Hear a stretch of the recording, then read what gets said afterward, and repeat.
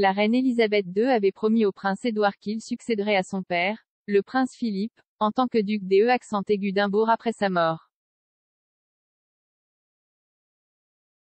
Les plans du roi Charles visant à réduire la monarchie pourraient signifier que le prince Édouard manquera de devenir le duc des accent aigu d'Édimbourg, une promesse que lui a faite la reine avant sa mort. Le défunt monarque avait promis à son plus jeune fils qu'il succéderait à son père comme duc après sa mort.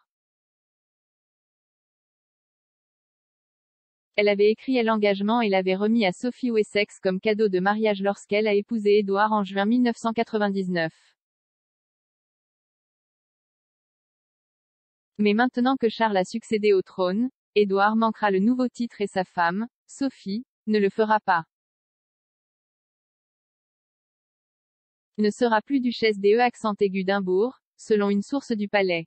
La source a déclaré au Daily Mail, le roi veut réduire la monarchie, donc cela n'aurait aucun sens de faire du comte le duc des accent aigu d'Édimbourg. Au lieu de cela, le roi Charles conserverait le titre lui-même mais ne l'utiliserait pas, a affirmé la source. Ils ont dit, c'est un titre héréditaire qui serait ensuite transmis au fils du comte et de la comtesse de Wessex, James, vicomte Severn. Essentiellement, cela a été accepté par le comte lorsqu'il a convenu que ses enfants ne seraient pas un prince ou une princesse.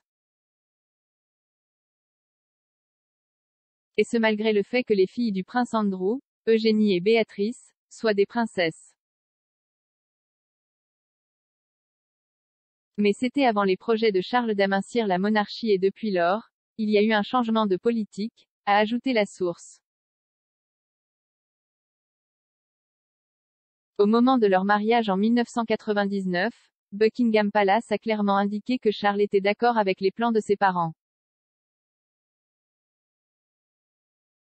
Dans la déclaration, publiée il y a 23 ans, les responsables ont déclaré, la reine, le duc des accent aigu d'Édimbourg et le prince de Galles ont également convenu que le prince Édouard devrait recevoir le duché des accent aigu d'Édimbourg en temps voulu lorsque le titre actuel détenu par le prince Philippe revient finalement à la couronne.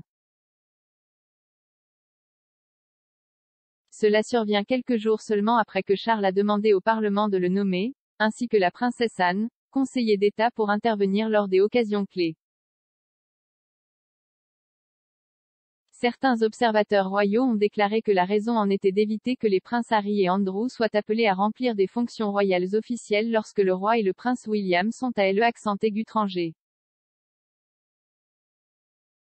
La déclaration disait, pour assurer l'efficacité continue des affaires publiques lorsque je ne suis pas disponible, par exemple lorsque j'exerce des fonctions officielles à l'accent aigu étranger, je confirme que je serais très satisfait si le Parlement jugeait bon le nombre de personnes qui pourraient être appelées sur le point d'agir en tant que conseiller d'État en vertu des lois de régence de 1937 à 1963, qui seront augmentées pour inclure ma sœur et mon frère, la princesse royale, et le comte de Wessex et Forfar.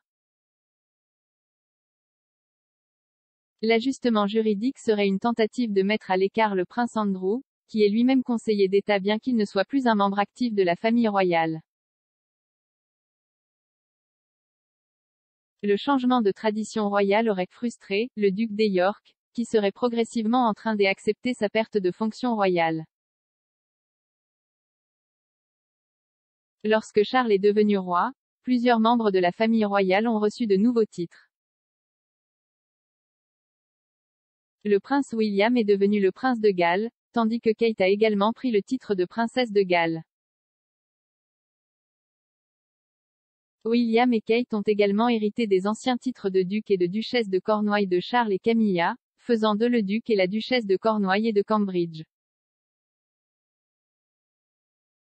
Camilla est également devenue reine consort, après que la reine Élisabeth II a annoncé qu'elle voulait qu'elle assume le nouveau titre avant sa mort.